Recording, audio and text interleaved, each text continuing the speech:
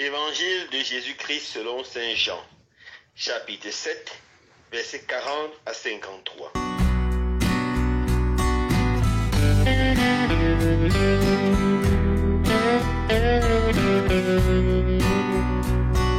En ce temps-là, Jésus enseignait au temple de Jérusalem. Dans la foule, on avait entendu ces paroles, et les uns disaient, « C'est vraiment lui le prophète annoncé ». D'autres disaient, « C'est lui le Christ ». Mais d'autres encore demandaient, « Le Christ peut-il venir de Galilée ?»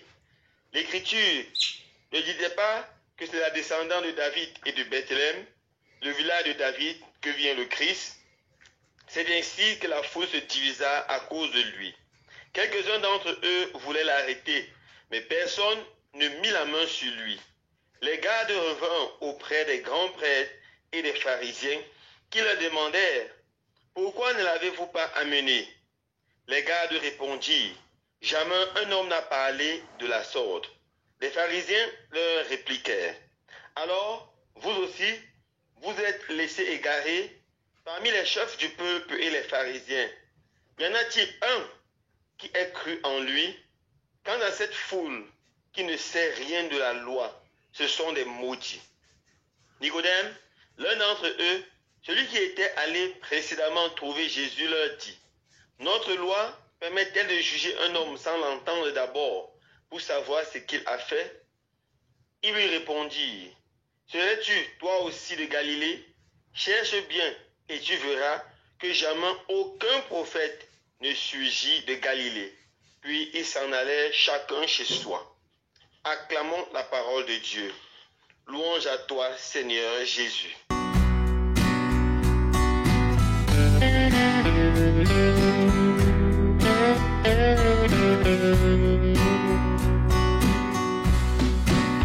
Dans l'évangile de ce jour, nous voyons la tension monter davantage entre Jésus et les pharisiens. Jésus continue à enseigner et à révéler sa nature à ceux qui l'écoutent. Il se révèle non seulement comme l'envoyé de Dieu, mais comme le Fils de Dieu, comme Dieu lui-même. Ses paroles sont remplies de beauté, de sagesse et d'autorité. Et la foule se divise à son sujet. Une partie croit qu'il est vraiment le Messie, celui-là envoyé par Dieu pour sauver les hommes. Il est certainement le Fils de Dieu. Mais une autre se met à douter, car ils savent qu'il vient de la Galilée.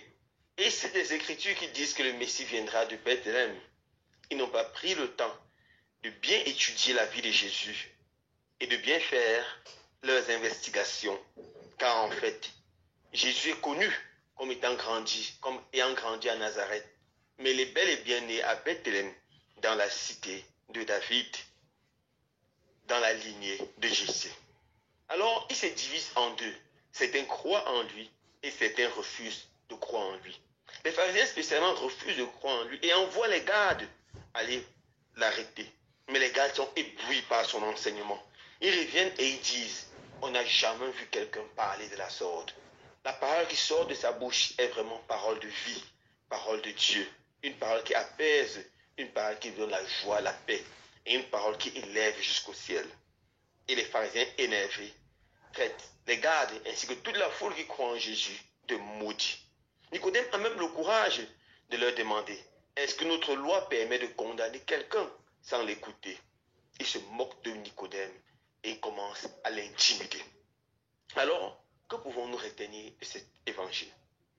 Lorsque Jésus prêche la vérité, tous les hommes sont devant deux chemins.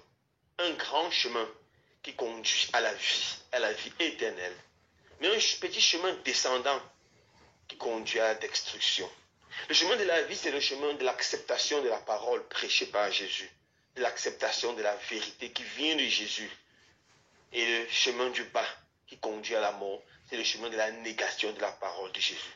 C'est pour ça qu'une partie de la foule qui a reconnu Jésus sera sauvée. Mais ceux qui refusent catégoriquement de recevoir Jésus, en l'occurrence les chefs du peuple, les pharisiens, finiront mal, très mal. Alors mon frère, ma soeur, toi qui écoutes le Seigneur qui te parle chaque jour dans sa parole, peut-être quand tu es à l'église, peut-être quand tu lis ta Bible, peut-être dans l'intimité de ton cœur et ta conscience, qu'est-ce que tu fais? Est-ce que tu as le courage de dire oui à cette parole? Ou est-ce que tu préfères dire non? Nous devons savoir que chaque jour de notre vie, de notre lever jusqu'à notre coucher, devant toutes les situations, Dieu nous parle. Et la parole douce, humble, qui nous invite à fuir le mal et à faire le bien, qui nous invite à pardonner, qui nous invite à aimer, qui nous invite à aider l'autre, qui nous invite à tendre la main vers notre frère, vers notre sœur. C'est la parole de Dieu qui nous invite justement à faire le bien et à entrer sur le chemin des hauteurs. C'est le chemin qui nous conduira au paradis. Mais la parole qui vient de notre cœur ou de l'extérieur, qui nous invite à refuser de pardonner, à vivre dans la haine, à désirer, à jalouser son prochain, à maudire son prochain. C'est la voix qui ne vient pas de Dieu et qui nous tire vers le bas. Quelle voix est-ce que nous écoutons régulièrement? En quelques jours de la fin du carême, j'aimerais, frères et sœurs bien-aimés, qu'on fasse cet exercice d'écouter, de discerner la parole de Dieu et de l'écouter. Et nous engager radicalement sur le chemin des hauteurs. Ce chemin seul peut nous conduire à la vie éternelle et à la joie éternelle.